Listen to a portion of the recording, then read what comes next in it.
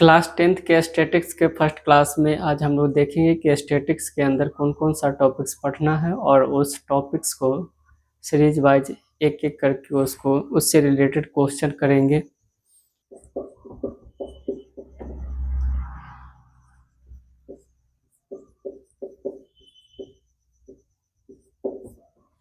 तो जो स्टैटिक्स है क्लास 10th का, उसमें टॉपिक्स जो पढ़ना है वो मीन, माध्य, मीडियन, माध्यिका, मोड, बहुलक, रेंज, परिसर, क्लास इंटरवल, वर्ग अंतराल, टैली मार्क, मिलान चिन्ह। ये 6 टॉपिक्स है जहाँ से बिहार बोर्ड की क्लास 10th में ऑब्जेक्टिव क्वेश्चन बनता है। और जो सब्जेक्टिव का जो सेक्शन होता है उसमें मेन, मोड और मीडियन से केवल क्वेश्चन बनता है। माध्य, बहुलक और माध्यिका से।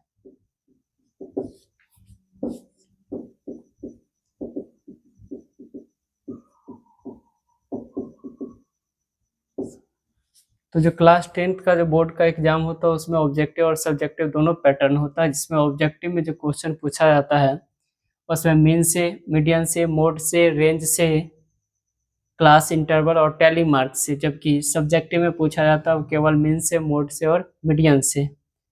जो ऑब्जेक्टिव क्वेश्चन होता है उसमें जो मीन, मोड, मीडियन का जो क्वेश्चन होता है वो डिस्क्रीट डाटा से होता है, और जो सब्जेक्टिव में पूछा जाता है मीन, मोड और मीडियन से, इसमें जो डाटा होता है वो ग्रुप्ड डाटा होता है, ग्रुप डाटा। अब समझते हैं कि डिस्क्रीट डाटा और ग्रुप डाटा में अंतर क्या होता है। जैसे कोई डाटा लिखा हुआ है 2, 3, 1, 5, 7, 10, 13, 18, तो ये डाटा जो है वो डिस्क्रीट डाटा है। और इसी डाटा को जब क्लास इंटरवल में बांट दिया जाता है तो उसको बोला जाता है ग्रुप डाटा। जैसे एक क्लास इंटरवल बना लेते हैं 0 से 5 का, तो ये वर्ग अंतराल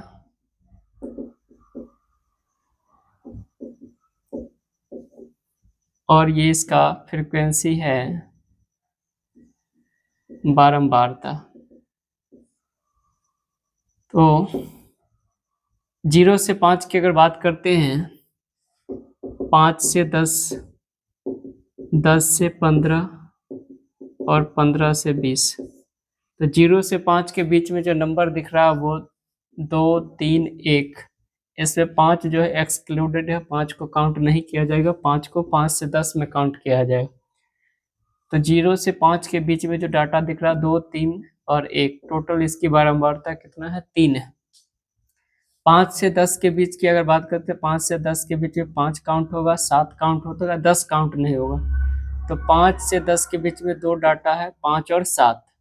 10 से 15 की अगर बात करते तो 10 इसमें काउंट होगा, 10 और 13 2 है, और 15 से 20 के बीच में कितना है? 1 है। तो यही डाटा को जब क्लास इंटरवल में बांट दिया जाता है तो उसको बोला जाता है ग्रुप डाटा। और जो ग्रुप डाटा होता है उससे क्वेश्चन जो पूछा जाता है सब्जेक्टिव, जबकि जो डिस्क्रीट डाटा होता है उससे क्वेश्चन पूछा जाता है बोर्ड में ऑब्जेक्टिव पूछा जाता है। तो पहला टॉपिक्स देखते हैं इसमें।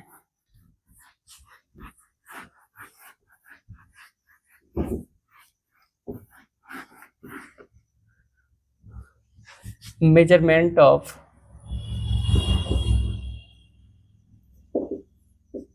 सेंट्रल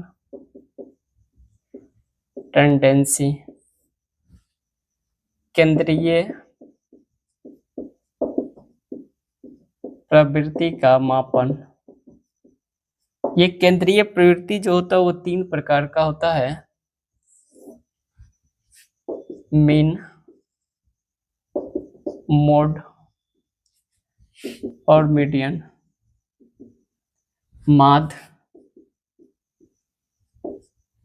बहुलक और माध्यिका। तो केंद्रीय प्रवृत्ति 3 प्रकार का होता है, माध्य, माध्यिका और बहुलक।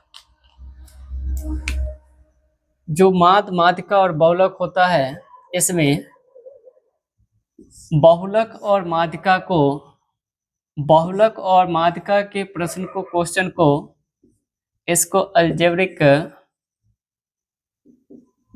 मेथड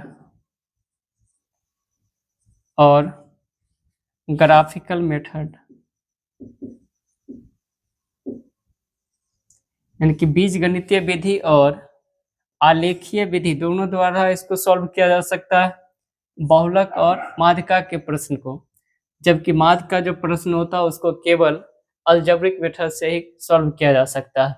तो सेंट्रल टेंडेंसी 3 टाइप का होता है, माध्य, माध्यिका और बहुलक, जिसमें बहुलक और माध्यिका को अलजेब्रिक मेथड और ग्राफिकल मेथड दोनों द्वारा सॉल्व किया जा सकता है। आलेखीय विधि या फिर ग्राफीय विधि और बीजगणितीय विधि दोनों द्वारा सॉल्व किया जाता है। जबकि जो माध्य का प्रश्न होता है उसको केवल अलजेब्रिक मेथड, बीजगणितीय विधि द्वारा सॉल्व किया जा सकता है।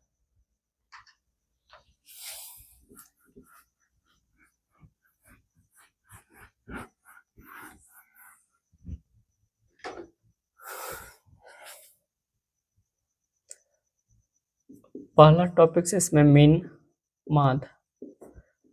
तो ऑब्जेक्टिव का जो क्वेश्चन होता है मीन से, वो केवल डिस्क्रीट डाटा के लिए पूछा जाता है। और मीन जो होता है वो निकाला जाता है, मीन का फॉर्मूला होता है सभी संख्याओं का योग बाय कुल संख्या। तो माध्य का फॉर्मूला या फिर औसत का जो फॉर्मूला होता है वो कुल सभी संख्याओं का योग बटा कुल संख्या। अगर मान लेते हैं कि दूसरा, कि अगर कोई संख्या है या फिर परीक्षण है x1, x2, x3, x4, और ये अगर n परीक्षण हो, यदि x1, x2, x3 dot dot xn n परीक्षण हो, तो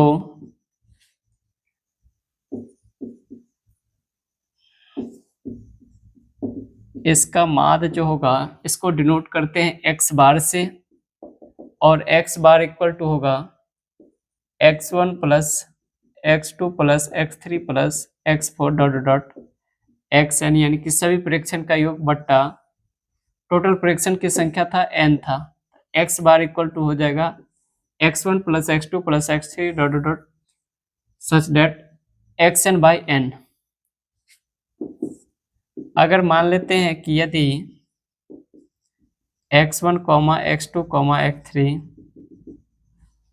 सच डेट xn n परीक्षण का संगत बारंबारता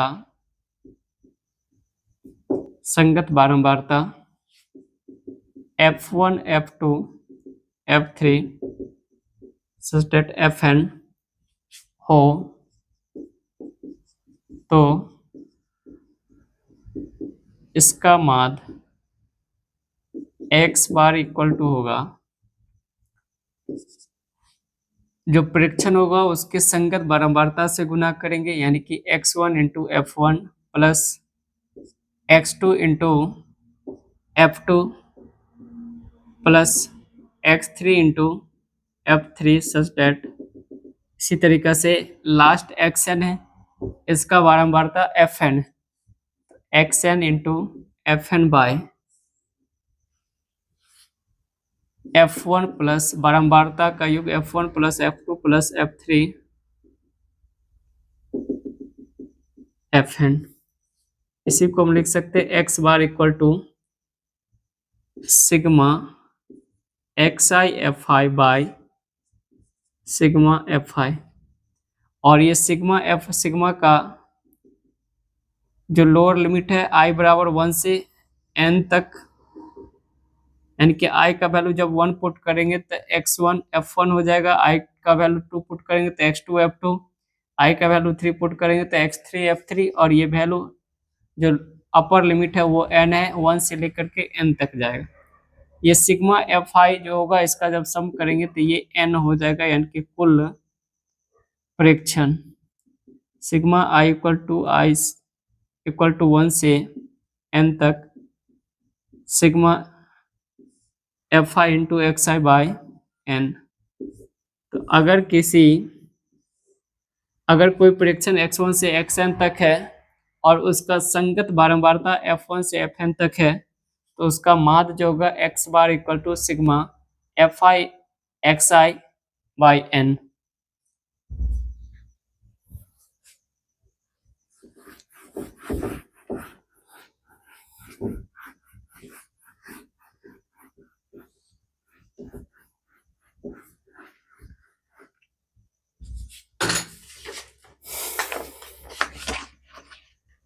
फर्स्ट क्वेश्चन है, प्रथम 5 पूर्ण संख्याओं का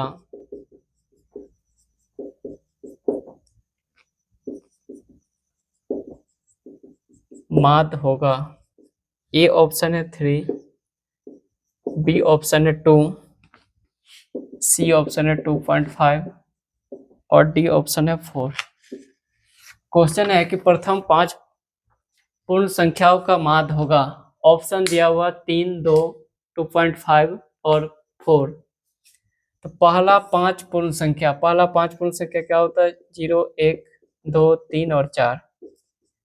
इसका माध्य होगा 0, 1, 2, 3 प्लस 4 बाय 5, 7, 9, 10, 10 बाय 5। तो इसका माध्य जो हो जाएगा वो 2 होगा। ऑप्शन बी होगा, प्रथम 5 पूर्ण संख्या का माध्य जो होगा वो 2 के बराबर है।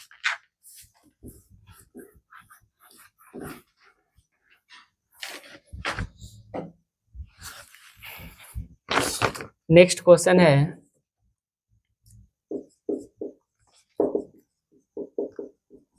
तीन लगातार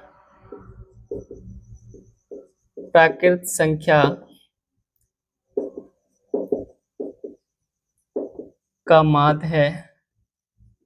ए ऑप्शन है 1, बी ऑप्शन है 2, सी ऑप्शन है 3 और डी ऑप्शन है 4। बोला जा रहा है क्वेश्चन में कि प्रथम 3 प्राकृत संख्या का माध्य है। ऑप्शन 1, 2, 3 और 4 दिया हुआ। पहला 3 प्राकृत संख्या क्या होगा? 1, 2 और 3। माध्य निकालने के लिए सभी संख्याओं का योग बटा कुल संख्या होता है। 1 प्लस 2 प्लस 3 बाई 3, माध्य इक्वल टू 6 बाई 3। माध्य जो होगा वो 2 हो जाएगा। ऑप्शन इसका होगा बी, प्रथम 3 लगातार प्राकृत संख्या का माध्य होगा 2।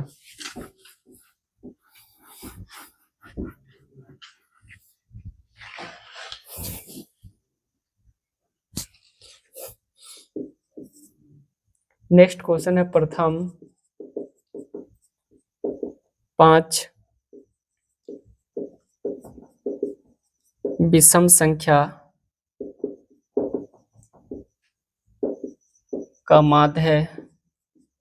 ए ऑप्शन है 6, बी ऑप्शन है 4, सी ऑप्शन है 8 और डी ऑप्शन है इनमें से कोई नहीं। प्रथम 5 विषम संख्या का माध्य बतलाना है। प्रथम 5 विषम संख्या होगा 1, 3, 5, 7 और 9। माध्य equal to 1 plus 3 plus 5 plus 7 plus 9। Add करेंगे इसको 25 कैंसिल करेंगे, कट करके कितना हो जाएगा?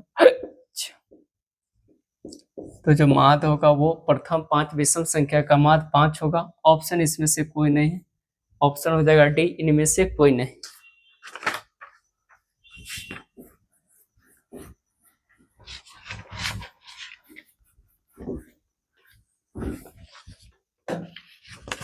नेक्स्ट क्वेश्चन है 13 और 17 का समांतर माध्य है। ए ऑप्शन है 30, बी है 13, सी है 15 और डी है 10। क्वेश्चन है 13 और 17 का समांतर माध्य है, तो संख्या क्या दिया हुआ 13 और 17, तो 13 + 17/2, 30/2 कैंसिल करेंगे, माध्य का वैल्यू आ जाएगा 15। ऑप्शन इसका हो जाएगा सी, 15।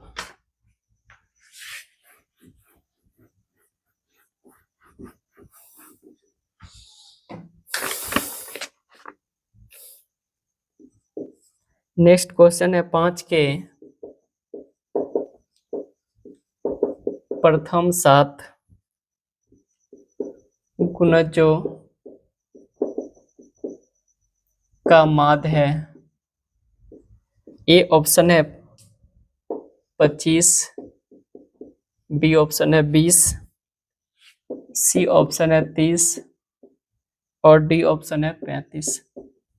5 के प्रथम 5 गुणज बोला जा रहा है, तो 5 का प्रथम 5 गुणज होगा 5, 10, 15, 20, 25, 30 और 35। इसका माध्य निकालना, तो माध्य इक्वल टू 5 + 10, 15, 20, 25, 30 और 35 बाई 7। माध्य इक्वल टू 15, 30, 50, 80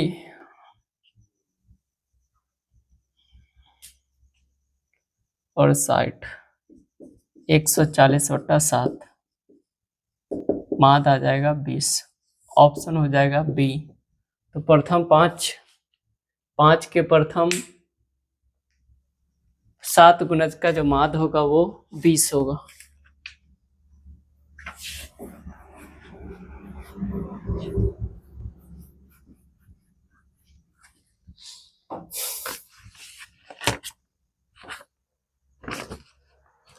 नेक्स्ट क्वेश्चन है यदि 4 लगातार विषम संख्या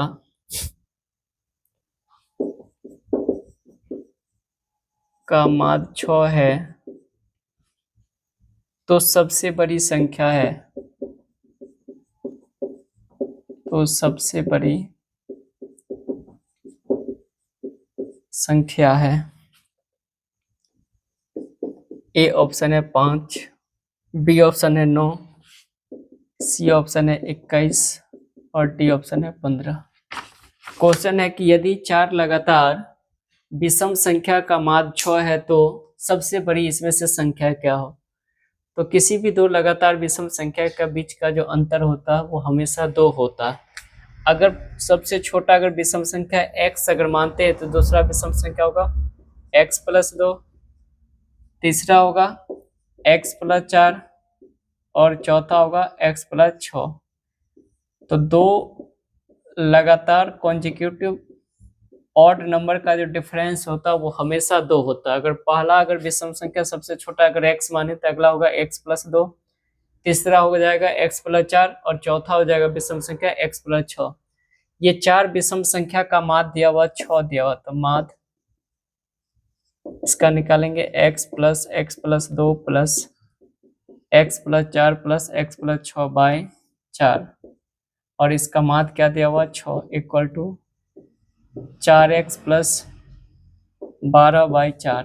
क्रॉस मल्टीप्लिकेशन करेंगे, 4x + 12 = 6 चौका 24, 4x = 24 - 12, 4x = 12, x = 12/4। x का वैल्यू आ जाएगा 3। तो x का मान आया 3 और सबसे बड़ी इसमें संख्या क्या था x प्लस 6। तो सबसे बड़ी संख्या पूछा जा रहा, सबसे बड़ी संख्या, और सबसे बड़ी संख्या था x प्लस 6। x का वैल्यू आया 3, तो 3 प्लस 6 सबसे बड़ी संख्या हो जाएगा 9। ऑप्शन बी होगा।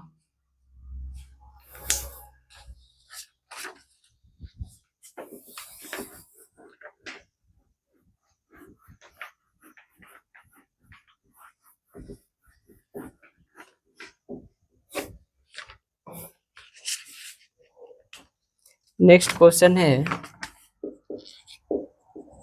यदि 1, 4, x 5 तथा 12 का माध्य 7 है तो x का मान ज्ञात करें।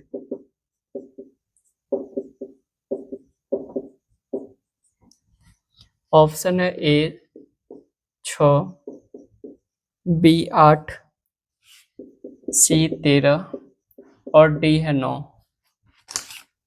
तो इसमें 1, 4, x 5 और 12 का माध्य 7 दिया हुआ, तो पूछा जा रहा है x का वैल्यू क्या होगा। तो माध्य दिया हुआ 7 और माध्य का फॉर्मूला क्या होगा, 1 plus 4 plus x plus 5 plus 12 by total संख्या 5 है equal to 7। 22 plus x equal to 7 गुने 5, 35 माइनस 22, x का वैल्यू आ जाएगा, सॉरी x का वैल्यू आ जाएगा 13। तो ऑप्शन हो जाएगा C, x equal to 13।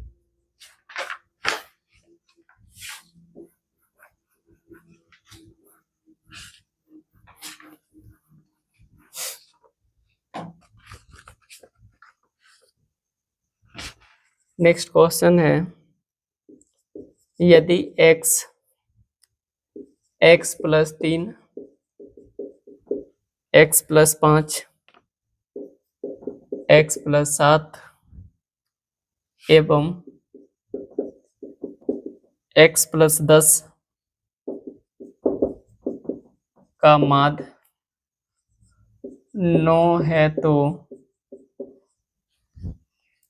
x का मान होगा।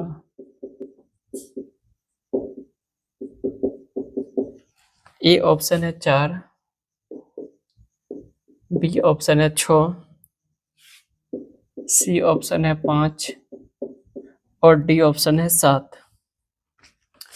क्वेश्चन दिया हुआ है कि x plus 3, x plus 5, x plus 7 और x प्लस 10 का माध्य 9 है, तो x का वैल्यू पूछा जा रहा है कि x का वैल्यू क्या होगा। तो माध्य का मान दिया हुआ है 10 और परीक्षण क्या दिया हुआ, नंबर क्या दिया हुआ, x plus 3, x plus 5, x plus 7 एवं x प्लस 10 बाय टोटल कितना है 5 और माध्य दिया हुआ इसका 9। तो 5x plus 25 equal to 45, 45 minus 25, 5x equal to 20, x equal to 20 by 5, x equal to 4। x का वैल्यू क्या होगा 4, ऑप्शन ए होगा।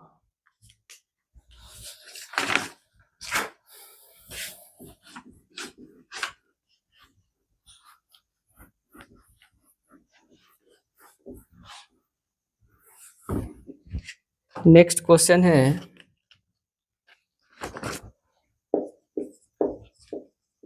प्रथम 10 समप्राकृत संख्या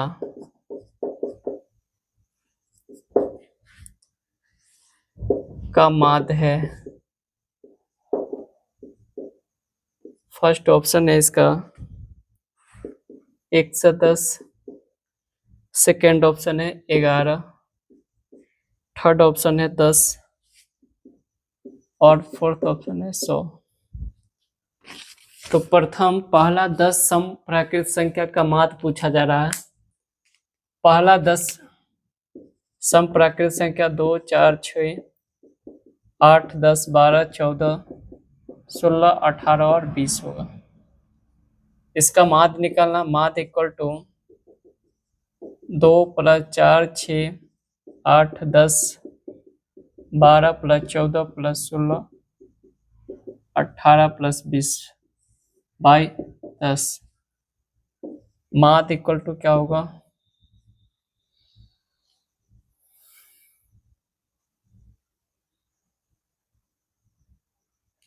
तो प्रथम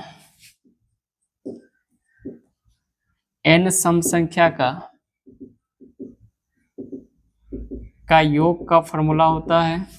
अगर पहला n अगर सम संख्या तो इसका योग का फॉर्मूला होता है n × n+1। तो यहाँ पे प्रथम 10 प्राकृत संख्या और प्रथम 10 प्राकृत संख्या तो इसका योग क्या हो जाएगा? 10 × 10 + 1, 10 × 11 यानी कि कितना हो जाएगा? 110। तो योग क्या हो जाएगा? 110/10 कैंसिल होकर के x का वैल्यू, माध्य का वैल्यू आएगा 11। ऑप्शन क्या होगा? बी 11। प्रथम n प्राकृत सम संख्या का योग होता है n × n+1। प्रथम n विषम संख्या का योग होता है n² और प्रथम n प्राकृतिक संख्या का योग होता है n × n+1/2। के प्रथम n गुणज का योग का फॉर्मूला होता है k × n × n+1/2। तो यहाँ पे दिया होता है प्रथम 10 सम प्राकृत संख्या, तो n की जगह पे क्या पुट करेंगे? 10। n की जगह पे 10 पुट करेंगे, 10 × 11 110 बाई कितना था? 10। 0 से 0 कैंसिल, x माध्य का वैल्यू आ जाएगा 11।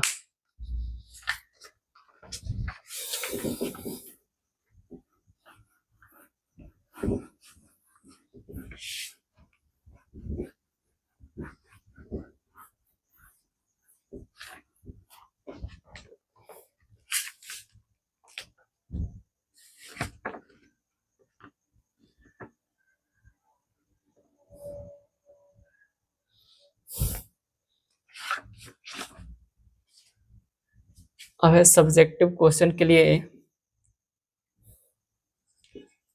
मेथड ऑफ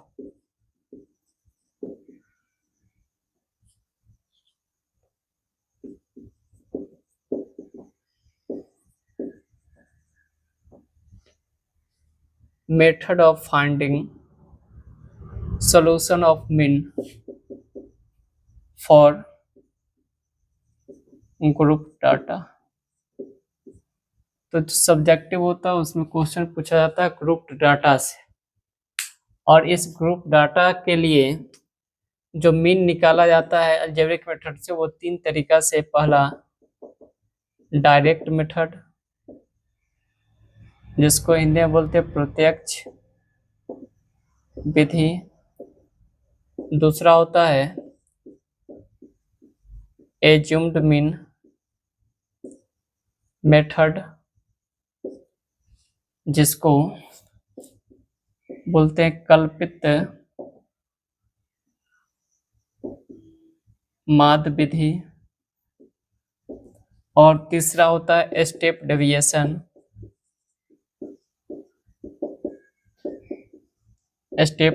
मेथड, पद विचलन विधि।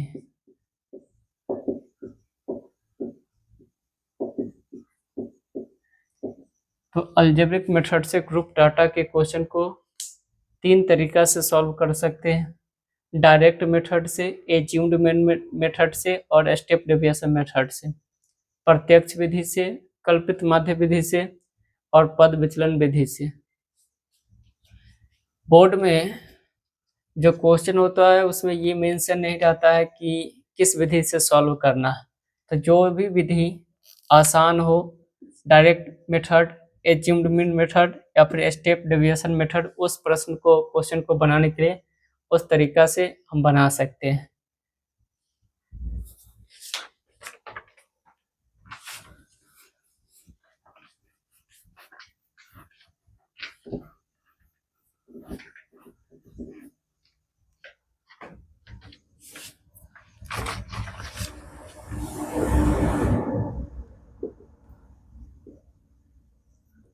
जो डायरेक्ट मेथड है,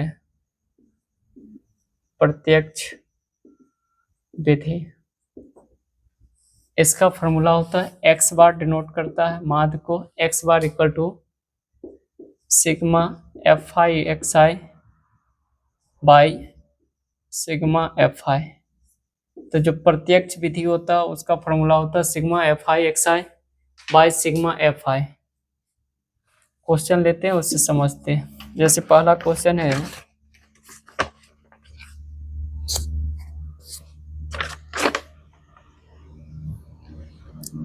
निम्नलिखित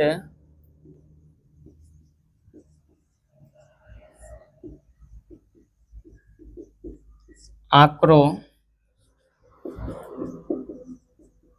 का माध्य ज्ञात करें।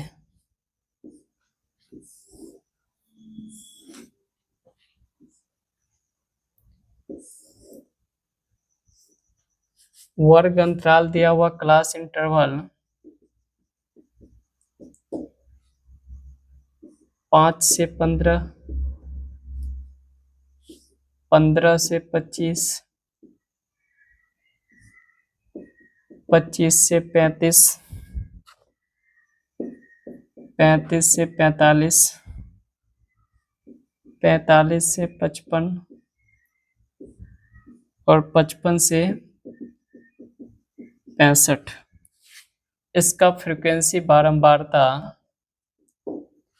5 से 15 का दिया हुआ 6, 15 से 25 का 11, 25 से 35 का 21, 35 से 45 का 23, 45 से 55 का 14 और 55 से 65 का 5।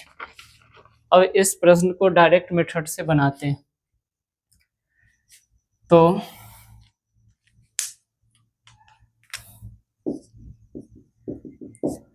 वर्ग अंतराल दिया हुआ है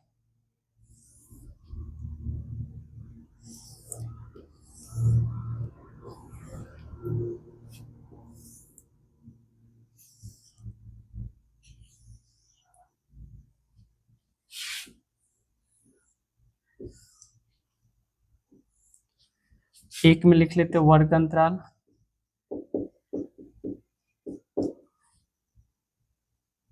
इसमें बारंबारता,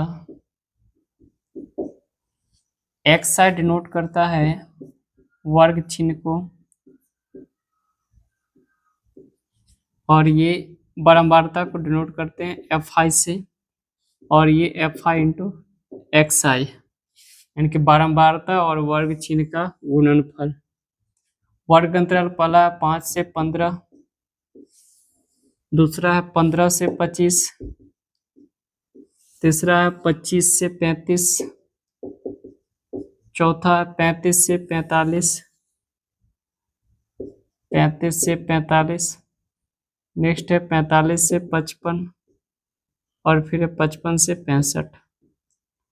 तो ये वर्ग अंतराल है।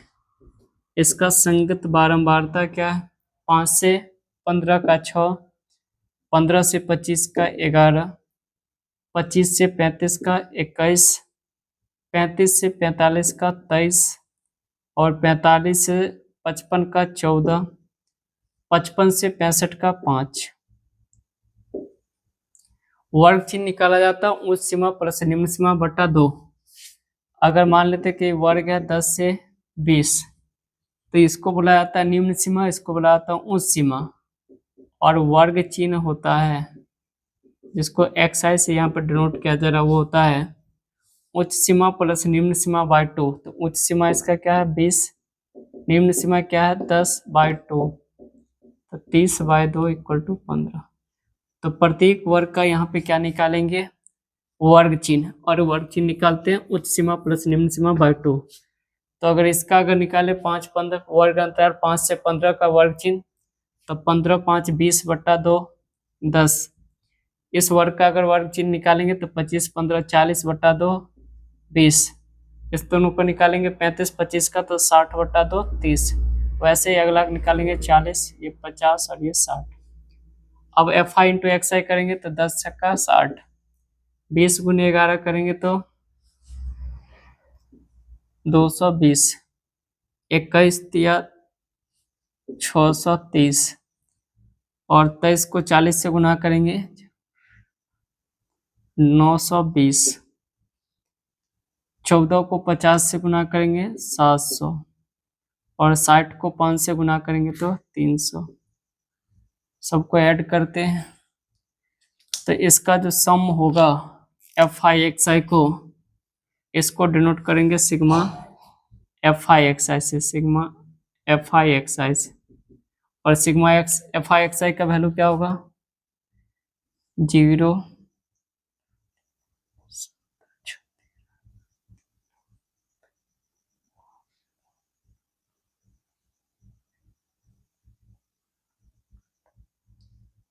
ये हो जाएगा 2830 2830।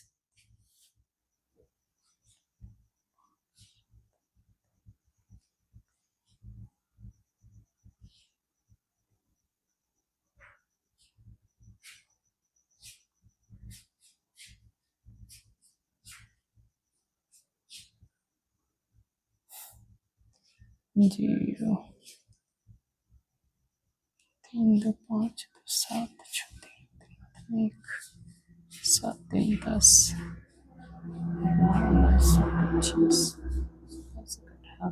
ये होगा 2830। अब इसका फॉर्मूला क्या होता है, x bar equal to sigma FI into XI by sigma FI। तो सिग्मा FI इंटू XI का वैल्यू क्या है 2830 बाई सिग्मा FI। इसको ऐड कर देते हैं तो सिग्मा FI इक्वल टू 11 6 17 और 21,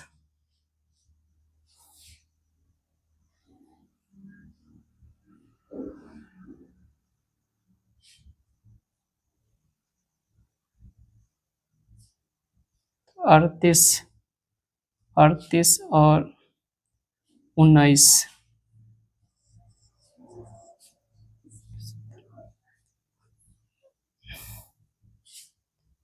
5 4 9 9 3 12 1 13 13 14 26 और 2 4 5 1 6 और 2 8।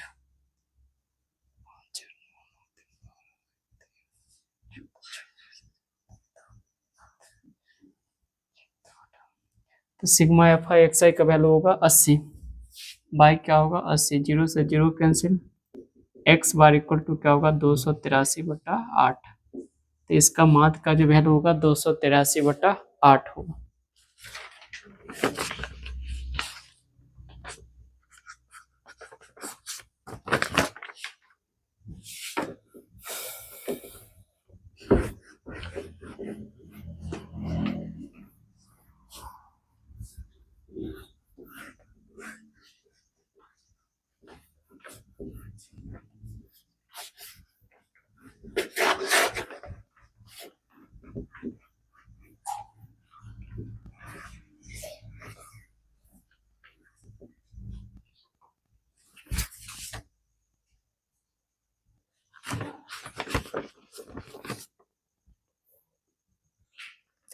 नेक्स्ट क्वेश्चन है निम्नलिखित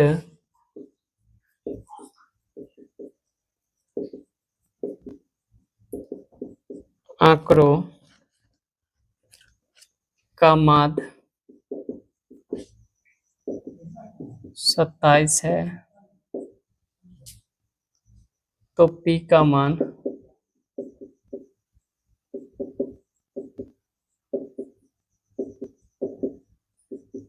ज्ञात करें।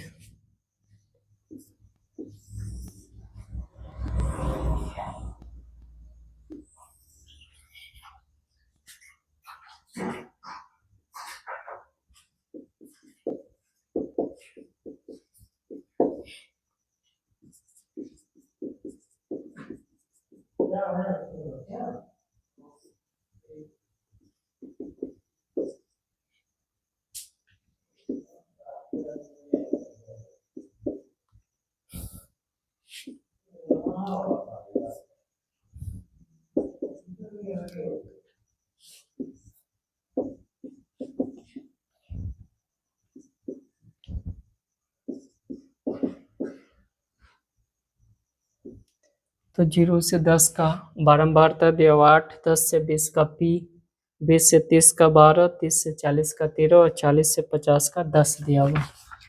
और इस आंकड़ा का जो मान दिया हुआ वो 27 दिया हुआ, तो पी का वैल्यू पूछा जा रहा है। तो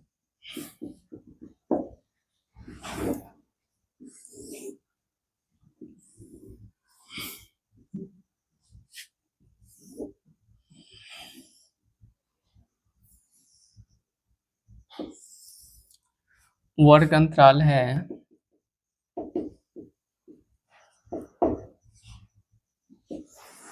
0 से 10, 10 से 20, 20 से 30, 30 से 40 और 40 से 50। इसका बारंबारता दिया हुआ है, बारंबारता को डिनोट करते हैं एफ आई से और वर्ग चिन्ह को एक्स आई से, और ये एफ आई इंटू एक्स आई बारंबारता और इसके संगत वर्ग चिन्ह का गुणनफल। 0 से 10 का बारंबारता 8 है, 10 से 20 का पी, 20 से 30 का 12, 30 से 40 का 13 और 40 से 50 का 10। वर्ग चिन्ह 0 से 10 का 5, 10 से 20 का 30/2 15, 30 और 20 का 50/2 25, ऐसे ही 35 और ये होगा 45। एफ आई इंटू एक्स आई करेंगे तो 40 15 पी और ये 25 गुने 12 300 और 35 गुने 13 350,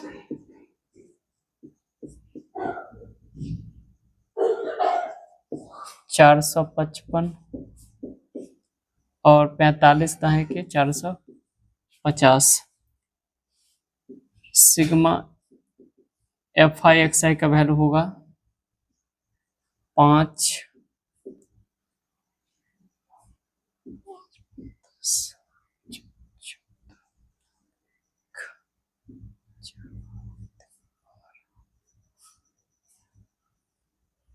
4, 8।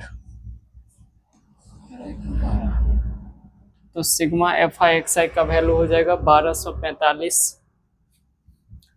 और सिग्मा एफ आई का वैल्यू होगा 1245 प्लस 15 पी और सिग्मा एफ आई का वैल्यू होगा 12 8 20 13 33 और 10 43 plus P. X bar equal to क्या होता है sigma F I X I by sigma X I.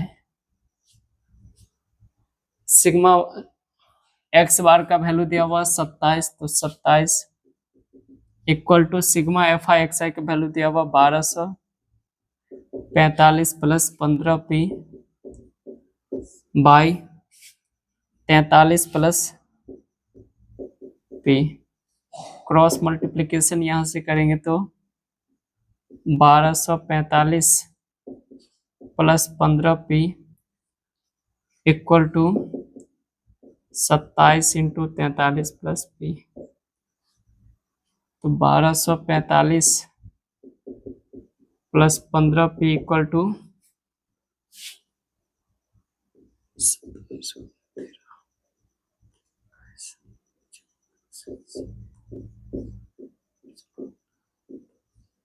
351 plus 27p। P वाले को एक तरफ कर लेते तो 15p माइनस का 27p इक्वल टू 351 माइनस 1245। तो माइनस का 12p equal to 4।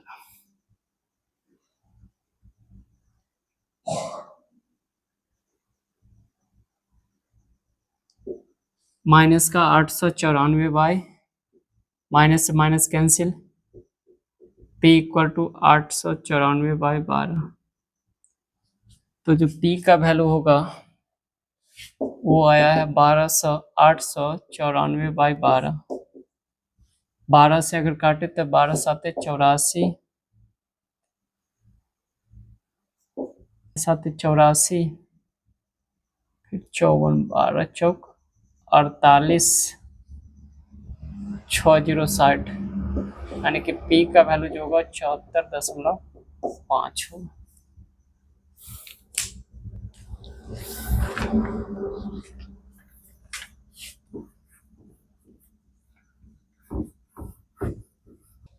Next question है इस टॉपिक्स का लास्ट मीन का।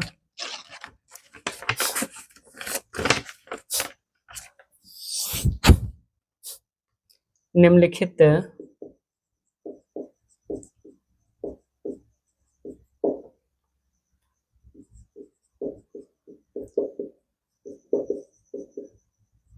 वितरण का माध्य 50 है और सभी बारंबारता का योग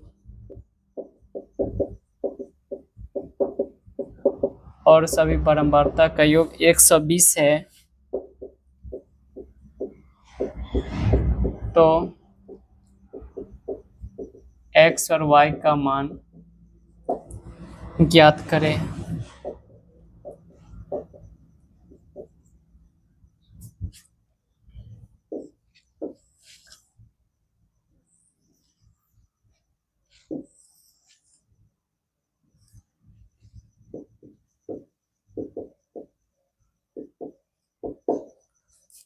वर्ग अंतराल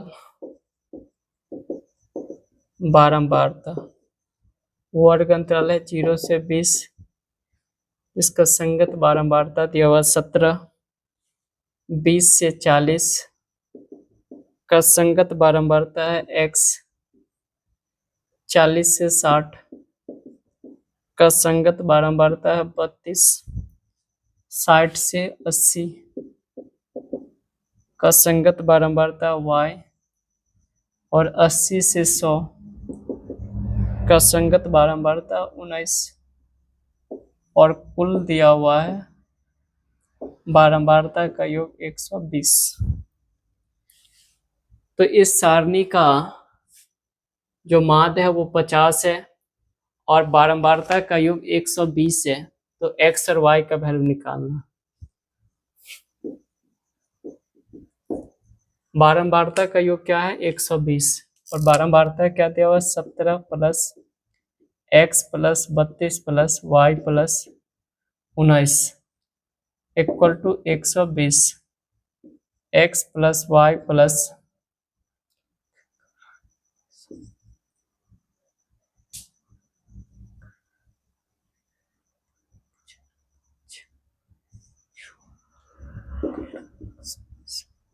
x plus Y equal to 120 minus 68,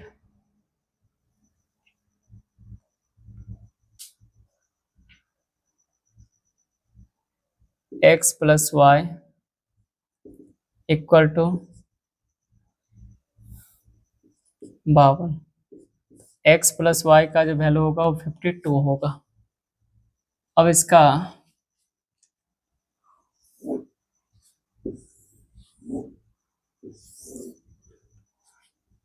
तो वर्ग अंतराल है इसका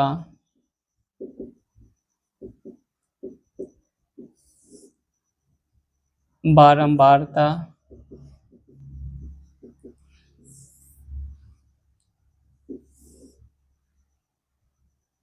ये एक्स आई वर्ग चिन्ह और ये एफ आई इंटू एक्स आई, बारंबारता को डिनोट करते हैं एफ आई से।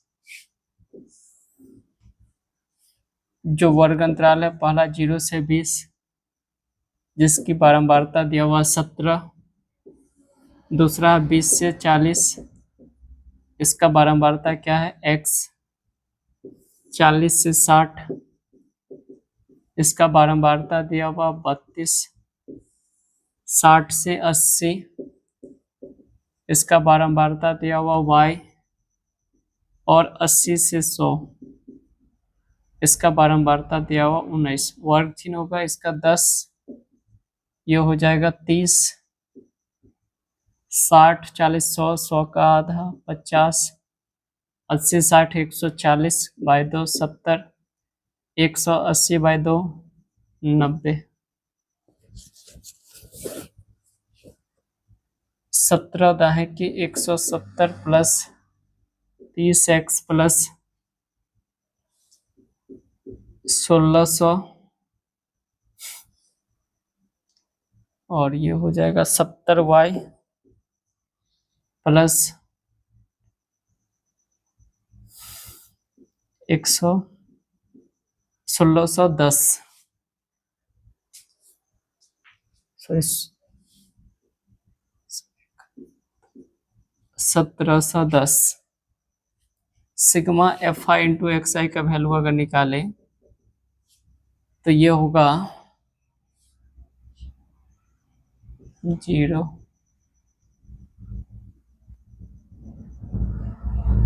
8, 7,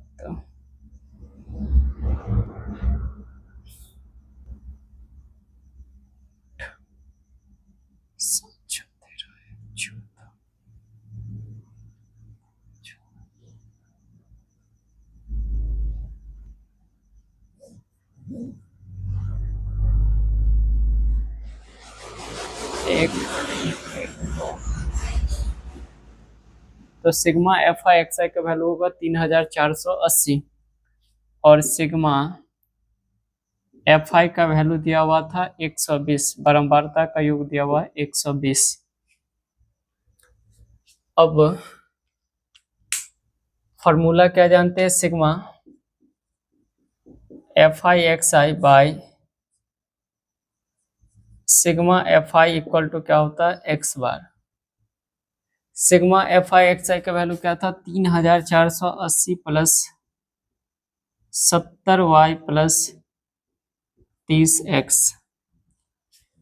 तो इसके जगह पे पुट करेंगे 3480 plus 30x plus 70y by sigma F आई की जगह पे 120 इक्वल टू, इसका माध्य क्या दिया हुआ है 50, क्रॉस मल्टीप्लीकेशन करेंगे तो ये 3480 plus 30x plus 70y equal to 120 गुने 50, 3480 plus 30x plus 70y equal to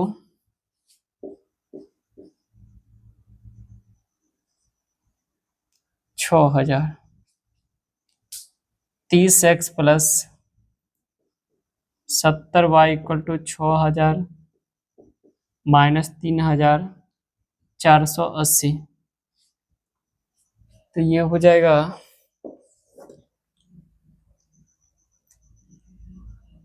30x plus 70y equal to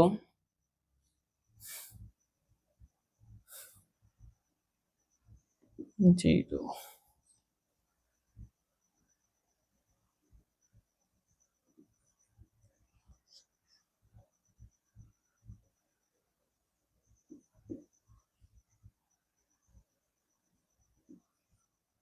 2520, 10 common यहाँ से खींचेंगे तो 3x plus 7y equal to 2520, 3x plus 7y equal to 2520 by 10, 3x plus 7y equal to हो जाएगा 252।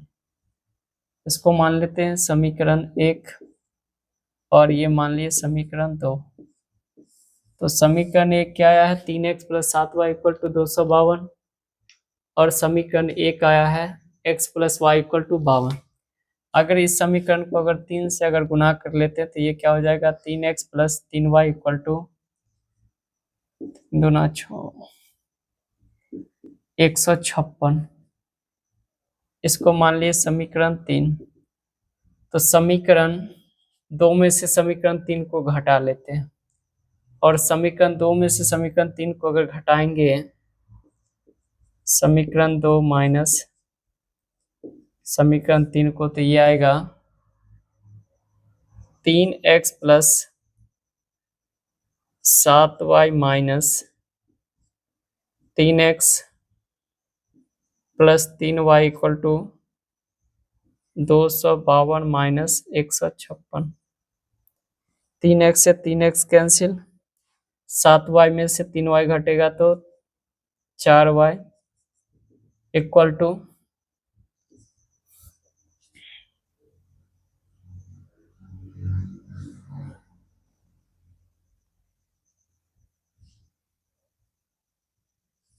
96। y = होगा 96/4, y का value हो जाएगा 24। तो y का वैल्यू क्या आया, 24। और y का वैल्यू अगर समीकरण 1 में पुट करेंगे तो वहां से वैल्यू आ जाएगा x का। तो समीकरण 1 में y का मान